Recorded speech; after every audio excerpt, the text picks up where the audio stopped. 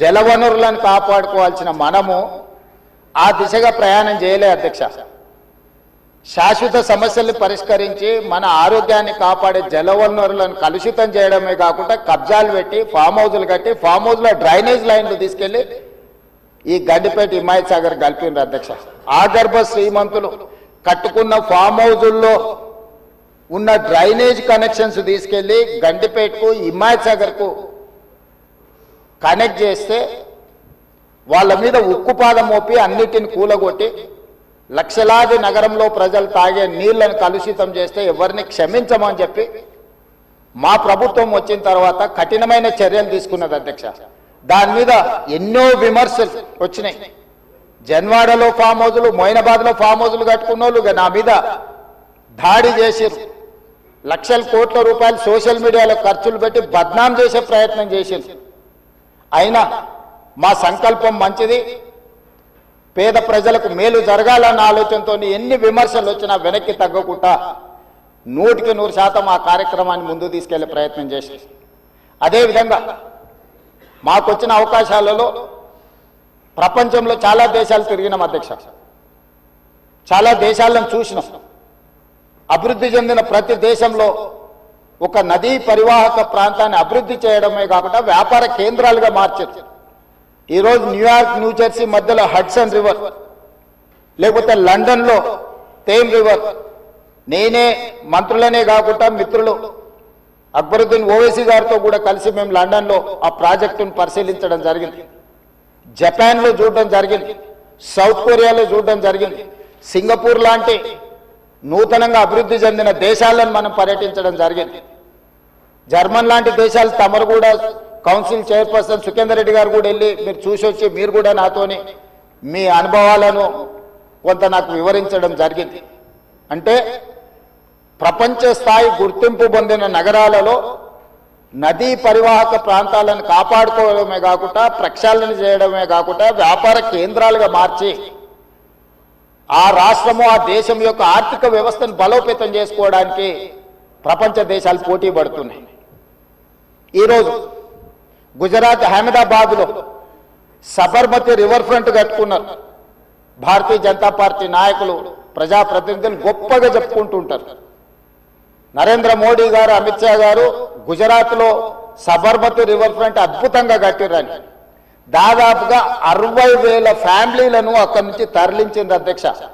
60,000 కుటుంబాలను Sabarmati river front అభివృద్ధిలో భాగంగా ఆ సబర్మతి రివర్ కానుకొని ఉన్న పేదలను అందరిని కూడా అక్కడి నుంచి తరలించారు. ఉత్తరప్రదేశ్లో గంగానది ప్రక్షాళన చేసి అక్కడ రివర్ ఫ్రంట్ కట్టుకున్నారు. ఈ మధ్యకాలంలో ఢిల్లీ ఎన్నికల్లో బీజేపీ యమునా నదిని ప్రక్షాళన చేసి ప్రపంచ స్థాయి నదీ పరివాహక ప్రాంతాన్ని అభివృద్ధి చేస్తామని ఎన్నికల్లో భారతీయ జనతా పార్టీ నరేంద్ర మోడీ గారు చెప్పి ఢిల్లీ ఎన్నికల్లో గెలవడం జరిగింది. ఆ విషయాలను అన్నిటినీ భారతీయ జనతా పార్టీ అద్భుతంగా గొప్ప అభివృద్ధి నమూనాగా మాట్లాడుకొని ఎన్నికల్లో ఎజెండాగా మార్చి చెప్పుకున్నారు అధ్యక్ష. మేము తప్పు పట్టడం లేదు. అభివృద్ధి జరిగినప్పుడు కొంతమందికి ఇబ్బంది జరుగుద్ది. ఆ ఇబ్బంది జరిగిన వాళ్లకు ప్రభుత్వాలు న్యాయం చేయాలి, నష్టపరిహారం ఇవ్వాలి, ప్రత్యామ్నాయం ఏర్పాట్లు చేయాలన్నది మా ఆలోచన. మేము యమునా నదిని వ్యతిరేకించలే, గంగా నదిని వ్యతిరేకించలే, సబర్మతి నది రివర్ ఫ్రంట్ మేము వ్యతిరేకించలే అధ్యక్ష. కాంగ్రెస్ పార్టీ ఆయా రాష్ట్రాలల్లో అక్కడ నివాసం కోల్పోతున్న వాళ్లకు మెరుగైన వసతులు కల్పించండి అని మాత్రమే ప్రభుత్వాలకు సూచన చేసినాం అధ్యక్ష. ఈ రోజు ఈ నేపథ్యంలో ప్రపంచ దేశాల నుంచి మన దేశంలో ఉన్న వివిధ రాష్ట్రాలు, రాష్ట్ర ప్రభుత్వాలు చేపడుతున్న కార్యక్రమాల నుంచి కొంతైనా మనం నేర్చుకోవాల్సిన అవసరం ఉంది అధ్యక్ష. వాళ్ళందరికంటే ముందు నిజాం సర్కార్ మూసీ నది రివర్ ఫ్రంట్ ను నిజాం కట్టిండి అధ్యక్ష. వీళ్ళందరూ మేల్కోకముందే మీరు పురాణపుల్ బ్రిడ్జ్ నుంచి మక్కా మసీద్ నుంచి మీరు ఆ లైన్ అంతా చూడండి. గుల్జార్ హౌస్, మోజంజాయ్ మార్కెట్, మీరు గండిపేట, ఉస్మాన్ సాగర్, హిమాయత్ సాగర్ నుంచి మొదలు పెడితే పరివాహక ప్రాంతంలో ఎన్ని హెరిటేజ్ స్ట్రక్చర్స్ ఉన్నాయి. తారామతి, బారాదరి నుంచి మొదలు పెడితే ఆ నదీ పరివాహక ప్రాంతంలో దశాబ్దాల కిందే నిజాం ఒక నదీ పరివాహక ప్రాంతాన్ని వ్యాపార కేంద్రాలుగా తీర్చిదిద్ది ప్రపంచ దేశాలతోనే పోటీ పడే విధంగా ఆనాటి హైదరాబాద్ రాష్ట్రాన్ని అభివృద్ధి చేసింది అధ్యక్ష నిజాం. కాలక్రమేణా స్వతంత్రం వచ్చింది, ప్రజాస్వామిక పాలన వచ్చింది. కానీ నిజాం చేసిన అభివృద్ధిని మొత్తం కాలగర్భంలో కలిపేసేసి కనుమరుగు చేసేసి, పాలకులకు నిజాం మీద కోపం ఉంటే నాకు అభ్యంతరం లేదు, కానీ నిజాం కట్టిన కట్టడాలను, చారిత్రాత్మకమైన కట్టడాల నుంచి మొదలు పెడితే చేసిన అభివృద్ధిని మొత్తం కాలగర్భంలో కలిపి కలుషితం చేసి ఆక్రమించుకొని అన్యాయక్రాంతం అయిపోయి ఈరోజు నివసించడానికి యోగ్యం కాని ప్రాంతాలుగా తయారు చేసేసి ఇదొక భాగం.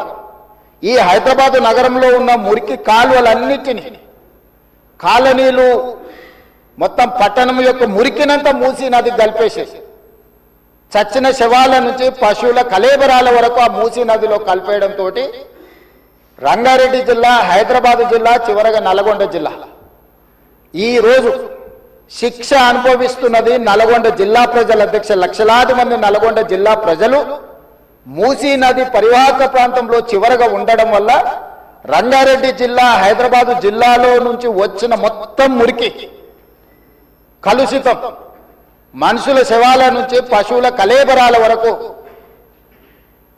ఫార్మా కంపెనీలు వెదజల్లుతున్న విష కాలుష్యం నుంచి మూసీలో కలపడం వల్ల కింద వాళ్ళు జీవించలేని పరిస్థితి ఉంది. నల్గొండ జిల్లాకు భగవంతుడే శిక్ష విధించింది అధ్యక్ష.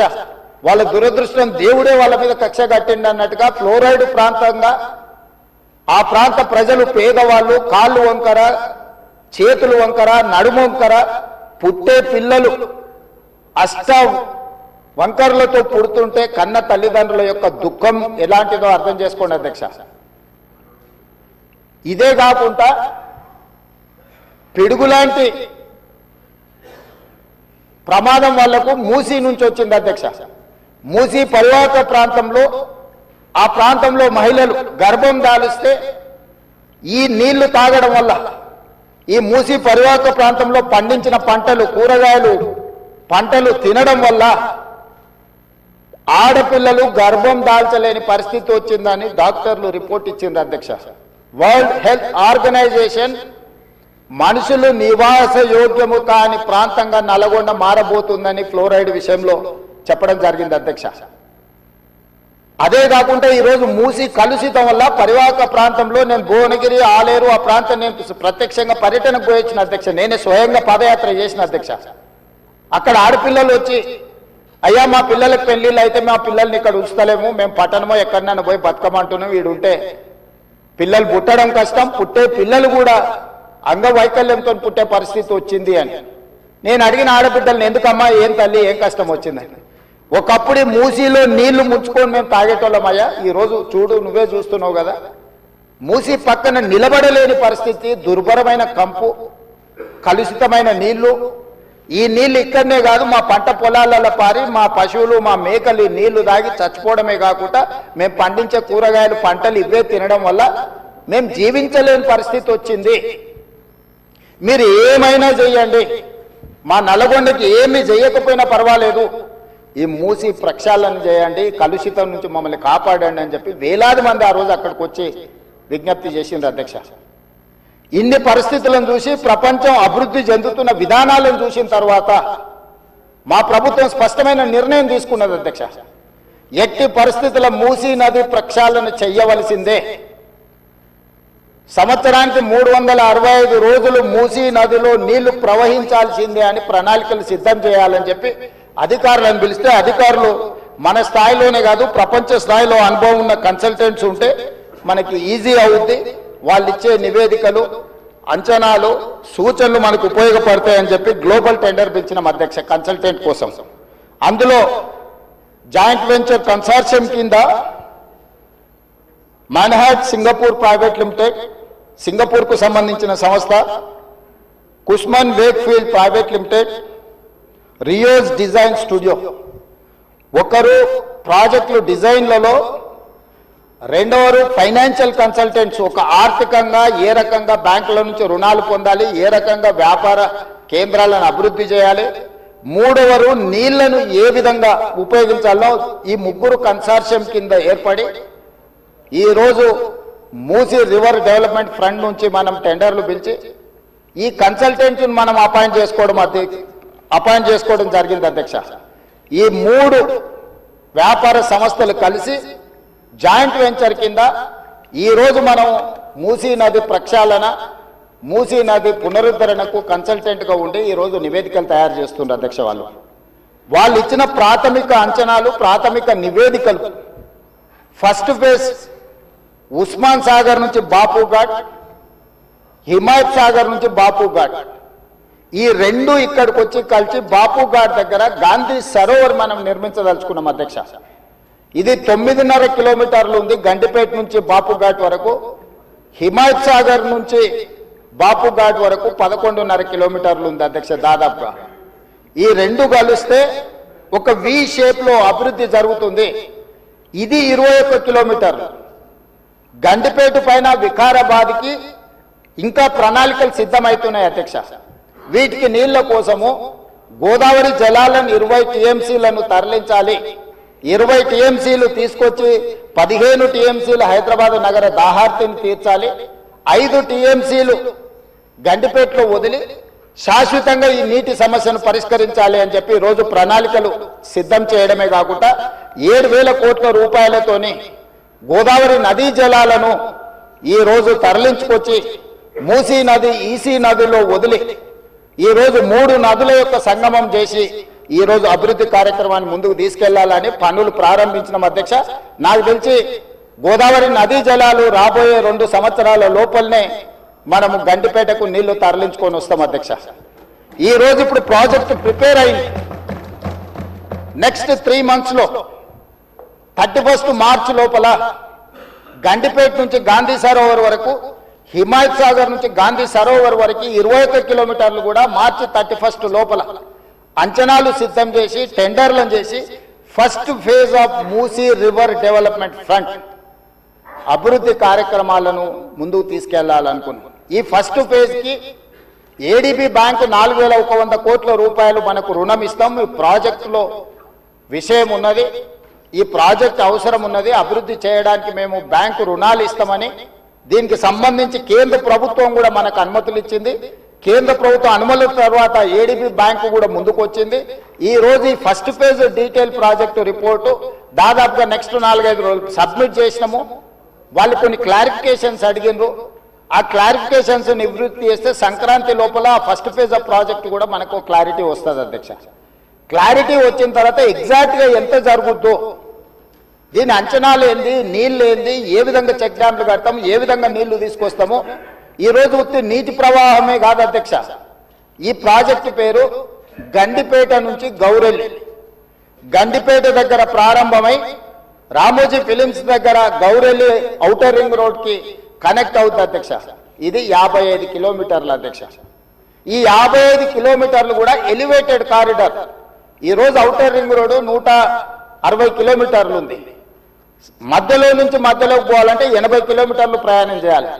కానీ అదే గండిపేట నుంచి గౌరెల్లి వరకు మీరు ఎలివేటెడ్ కారిడార్ వేస్తే 55 కిలోమీటర్లలోనే మనం ఇక్కడ నుంచి అక్కడికి ప్రయాణం చేయడానికి అవకాశం ఉంది అధ్యక్ష. నార్సింగ్ దగ్గర ఒక జంక్షను, అట్లా ప్రతి దగ్గర బాపుఘాట్ దగ్గర ఇంకొక జంక్షను, చార్మినార్ దగ్గర ఇంకొక జంక్షను, చాంద్రాయన్ కూడా మన చాదర్ఘట్ దాటిన తర్వాత ఇంకొక జంక్షను, నాగోల్ దగ్గర ఇంకొక జంక్షన్, ఇట్లా ప్రతి జంక్షన్ లో ట్రంపెట్స్ క్రియేట్ చేసి ఔటర్ రింగ్ రోడ్ నుంచి సిటీలోకి వచ్చే వాళ్ళు అక్కడికి వచ్చి ప్రతి సర్కిల్లో ఎక్కడానికి దిగడానికి కూడా ట్రంపెట్స్ క్రియేట్ చేయమని ఈ రోజు ఎలివేటెడ్ కారిడార్స్ నిర్మించడానికి మనం అధికారులకు కన్సల్టెంట్స్ కు చెప్పినాం అధ్యక్ష. ఈ ప్రాజెక్టులో భాగంగానే మిరాలం ట్యాంకులో వచ్చే నీళ్లు కూడా మిరాలం ట్యాంక్ నుంచి జవహర్లాల్ నెహ్రూ జువాలజికల్ పార్క్ నుంచి ఆ నీళ్లు వచ్చేసి మూసీలో కలుస్తాయి అధ్యక్ష. It is connected to Musi only. So ఆ ప్రాజెక్టు కూడా అక్బరుద్దీన్ ఓవైసీ గారు, నేను ముఖ్యమంత్రిగా మొదటిసారి చాంద్రాయన్ గుట్ట పర్యటనకు పోయినప్పుడు అసదుద్దీన్ ఓవైసీ గారు ఇద్దరు మిరాలం ట్యాంకును ఒక పర్యాటక కేంద్రంగా బ్రహ్మాండంగా అభివృద్ధి చేయాలి, ట్యాంక్ బండ్ అక్కడ ఉండు కాదు, మాకు ఓల్డ్ సిటీలో ఒక మిరాలం ట్యాంక్ ని అభివృద్ధి చేయాలి, జూ పార్క్ ఉన్నది పక్కన మిరాలం ట్యాంక్ ఉంది 450 ఎకరాలలో, మీరు చేయాలంటే దాన్ని కంప్లీట్ గా ఈ కన్సల్టెంట్స్ కి ఇచ్చి ప్రపంచ స్థాయిలో అక్కడ ఒక అభివృద్ధి పర్యాటక కేంద్రంగా మార్చాలని చేసి ఈ రోజు 450 కోట్ల రూపాయలతోనే మిరాలం ట్యాంక్ మీద బ్రిడ్జ్ కట్టడమే కాకుండా ఆ ప్రాంతాన్ని అభివృద్ధి చేయడానికి టెండర్ పిలిచి పనులు జరుగుతున్నాయి అధ్యక్ష.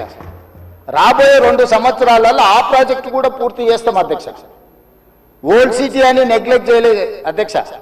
నేను చెప్పిన అది ఓల్డ్ సిటీ కాదు, అది ఒరిజినల్ సిటీ. ఒరిజినల్ సిటీని రివైవ్ చేసి ప్రపంచంలోనే ఒక గొప్ప నగరంగా మా హైదరాబాద్ నగరం అని చెప్పుకునే విధంగా అభివృద్ధి చేస్తామని చెప్పి మాట ఇవ్వడం జరిగింది. దాంట్లో భాగంగానే ఈరోజు గౌలిగూడ దగ్గర వదిలేసిన మెట్రోను ఈరోజు చాంద్రాయన్ గుట్ట వరకు పొడిగిస్తున్నాం అధ్యక్ష. ల్యాండ్ ఎక్వేషన్ జరుగుతుంది. అక్బరుద్దీన్ ఓవైసీ గారే మలక్పేట ఎమ్మెల్యే గారు ఇక్కడ ఉన్నారు.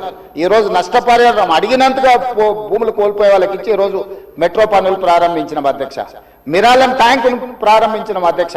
అదేవిధంగా longest flyover PV Narasimha Rao flyover తర్వాత 2వ లాంగెస్ట్ ఫ్లైఓవర్ మన్మోహన్ సింగ్ గారి పేరు మీద ఫ్లైఓవర్ ని జూ పార్క్ దగ్గర మనం ప్రారంభించుకున్నాం అధ్యక్ష. ఓల్డ్ సిటీ నెగ్లెక్ట్ చేయలేదు అధ్యక్ష. అండర్ గ్రౌండ్ డ్రైనేజ్ చంద్రాయన్ గుట్ట ప్రాంతానికి మనం నిధులు ఇచ్చినాం అధ్యక్ష. ఇవన్నీ కూడా పాత నగరాన్ని, ఇది మన తలమానికము, మన యొక్క గొప్ప గౌరవము హైదరాబాద్ నగరం.